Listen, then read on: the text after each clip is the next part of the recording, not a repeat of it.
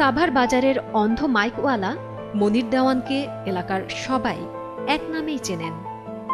ষাটোর্ধ্ব এই মানুষটির একটি দাঁতও নেই, তবুও এই দাঁতহীন অন্ধ মানুষটি জীবিকার তাগিদে সকাল থেকে সন্ধ্যা পর্যন্ত মাইকিংয়ের কাজ করেন।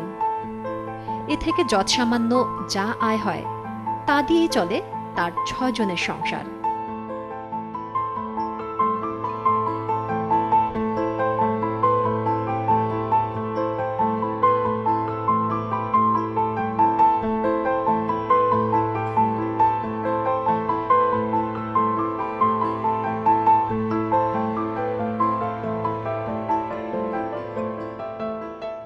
শহর বন্দর পরিষ্কার রাখুন এবং ছেলে মেয়ে স্কুলে পাঠান।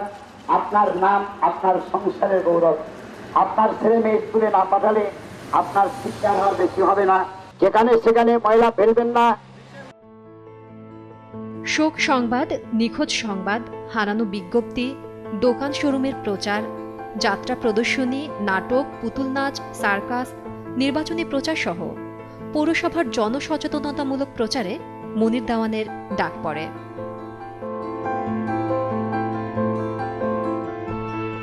দীর্ঘ 25 বছর ধরে তিনি এই পেশায় আছেন। তার নিজের মুখেই শোনা গেল দুঃখের কাহিনী। 1963-তে আমার 9-10 পর্যন্ত লেখাপড়া করে আমার টাইফয়েড রোগে আমার 2টা চোখ অন্ধ হয়ে যায়।